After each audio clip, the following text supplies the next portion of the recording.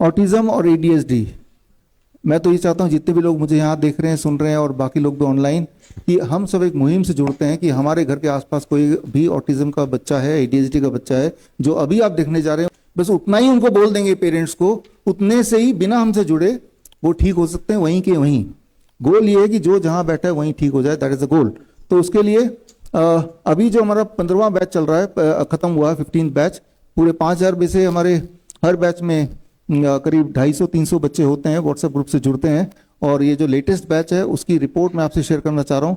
136 बच्चों ने के पेरेंट्स इस बैच में जिन्होंने पार्टिसिपेट किया ऑब्जर्वेशन स्टडी में, सारे पेरेंट्स पार्टिसिपेट नहीं करते, बहुत सारे पेरेंट्स सोचते हैं हमारा बच्चा ठीक हो गया है, हम ऑब्जर्वेशन स्टडी का पार्ट बनेंगे तो ये दर्ज हो जाएगा कि कभी ना कभी ऑटिज्म था। लेकिन ऑटिज्म था तो वो गलती ना तो पेरेंट्स की, ना बच्चे की, ना उनके जेनेटिक्स की, वो गलती उस पागल डॉक्टर की थी जिन्होंने इतने सारे वैक्सीन लगाए, राइट। ये बात हमें समझना होगा। तो जो जनवरी से मार्च महीने में जो बैच था हमारा, जिसमें 136 बच्चे जो ऑटिज्म और एडीएचडी से पीड़ित थे, और ऑन एवरेज 44 डेज ही उन्होंने कैन प्रोटोकॉल फॉलो किया। वो कैन प्रोटोकॉल क्या आपको भी पता चलने वाला है। तो ये 136 बच्चे करीब आप देख रहे हैं कई सारे देशों से, Nepal, Canada, US, Turkey, Bangladesh, United kingdom, Georgia, अधिकतर बच्चे तो भारत से थे, लगभग हर प्रांत के, और उनमें फीमेल 20%, मेल 80%, और अधिकतर बच्चे आप देख रहे हैं 5 से 10 साल के रेंज में ही होते हैं, और 20 साल से ऊपर वाले बहुत कम या ना के बराबर होते हैं, क्योंकि उस समय पे ये बीमारी थी नहीं, उस समय पे इतने वैक्सीन थे नहीं।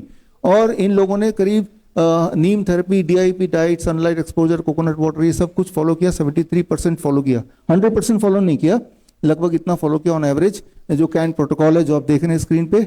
और उससे 44 डेज के अंदर उनके जो इंप्रूवमेंट्स हैं वो आपको दिखाई दे रहे हैं।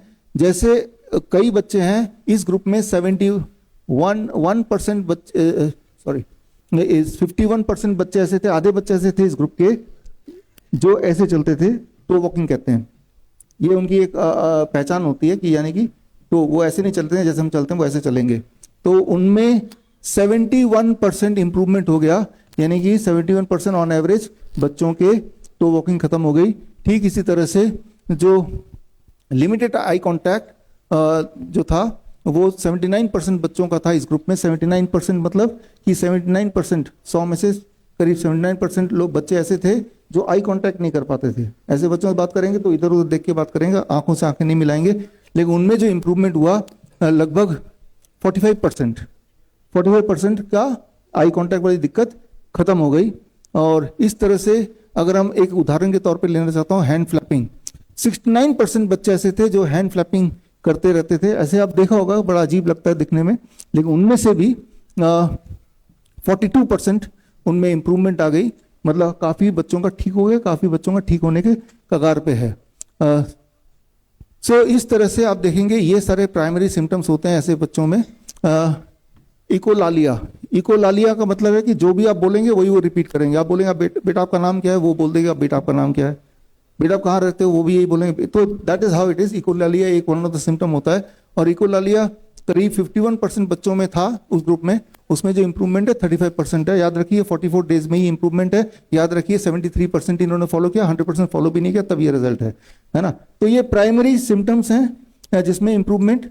फिर सेकेंडरी सिम्टम होते हैं इन बच्चों के, जैसे अपने आप को जख्मी कर लेना, सिर दीवार से मार देना, ये सेकेंडरी सिम्टम बोल सकते हैं। जो उस ग्रुप में करीब 57% बच्चों में था, इनमें एवरेज इंप्रूवमेंट 56% आया। काफी बच्चों ने ये वाला बिहेवियर करना छोड़ दिया। उनमें अनोखी एक प्रॉब्लम होती है, हाई पेन टॉलरेंस। बहुत ज्यादा पेन सह सकते हैं वो लोग, मतलब अगर कुछ चुभ भी गया तो उन्हें पता नहीं चलेगा। लेकिन वो सेंसेशन, बहुत ज्यादा पेन सहने की आदत जो है वो ठीक बात नहीं है, क्योंकि कुछ चोट लग जाएगी, पता नहीं चलेगा तो नुकसान होगा। और उसमें जो इम्प्रूवमेंट है वो करीब 67% इम्प्रूवमेंट आया। और इस तरह से दीज आर ऑल आप देख रहे हैं। लर्निंग डिफिकल्टी 32% बच्चों में थी, और उनमें 50% बच्चों की लर्निंग डिफिकल्टी खत्म हो गई, ठीक हो गई। फॉरगेटफुलनेस 39% बच्चों में था, उनमें 74% इंप्रूवमेंट है। नॉन कंप्लायंस, मतलब ऐसे बच्चों का सबसे बड़ी दिक्कत क्या होती है, वो बात ही नहीं सुनते, जो बोला जाए करते ही नहीं है। उठो नहीं उठेंगे, बैठो नहीं बैठेंगे, उधर मत भागो उधर ही भागेंगे। तो ये नॉन कंप्लायंस जो 40% बच्चों में था, और उनमें 84% इंप्रूवमेंट का मतलब लगभग बच्चों की नॉन कंप्लायंस खत्म ही हो गई, लगभग।